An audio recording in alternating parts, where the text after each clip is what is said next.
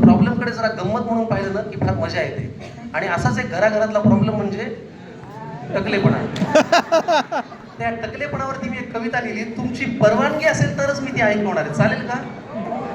किती जणांना चालेल असं वाटतंय? चालेल ना? सर्वांना चालेल. रागवून कुणी जाऊ द्या तुमचा कार्यक्रम. चला, तर मी आता ही कविता मोबाईल वगैरे काढू नका, रेकॉर्ड करू नका, बघा कशी वाटतेय. आपल्या घरात आता मी त्याच मार्गावर आहे, आमचे बाबाही आहेत, तर त्याच्यामुळे हे काही लाजण्याचं प्रकरण नाही, उलट साजरं करायचं प्रकरण आहे. नाहीयेत ते नाहीये बाबा आहेत तू त्यांना अजून जवळून पाहिलं नाही.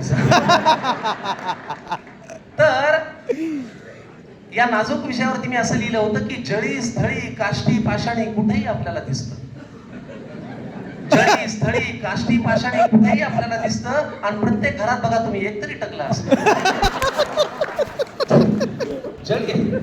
जळी स्थळी काष्टी पाषाणी कुठेही आपल्याला दिसतं. आणि प्रत्येक घरात बघा तुम्ही एकतरी टकला असतं. पण असंही नाही की टकलं व्हायला म्हाताराच व्हावं लागतं.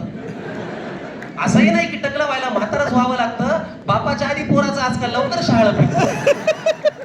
बरं, टकल्याला स्वतःला प्रॉब्लेम नसतो, भोवतालचे त्याला छळतात. टकल्याला स्वतःला प्रॉब्लेम नसतो, भोवतालचे त्याला छळतात. गेले रे केस म्हणून उरलेले उपटून काढतात. बरं, जेव्हा पडायला लागतं ना टक्कल आणि केस लागतात गळू, जेव्हा पडायला लागतं ना टक्कल आणि केस लागतात गळू, वेगवेगळ्या आकारात उघडी पडते ही गुळगुळी टाळू. काहींच्या अगदी दर्शनीय भागात अशी तारेची घासणी उरते.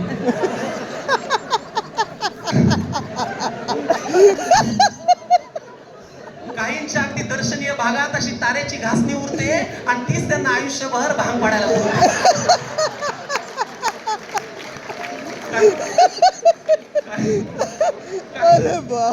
काहींच्या अशी दर्शनीय भागात अशी तारेची घासणी उरते, तीच त्यांना आयुष्यभर भांग पाडायला पुरते.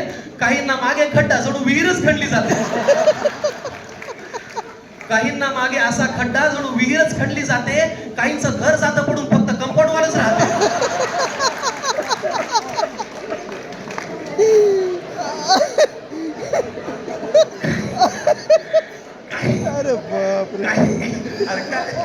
काहींना मागे खड्डा जणू विहीरच खणली जाते. काहींचं घर जातं पडून फक्त कंपाऊंड वालच राहते. काहींची टाळू तर अशी मऊ जणू बेसनाचा लाडू दिसावा. काहींची टाळू तर अशी मऊ जणू बेसनाचा लाडू दिसावा.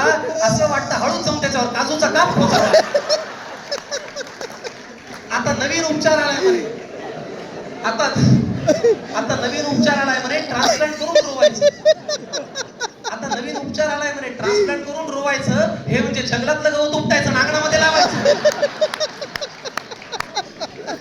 हा, लाखो रुपये खर्च करून रूप पैशात का मोजायचंय?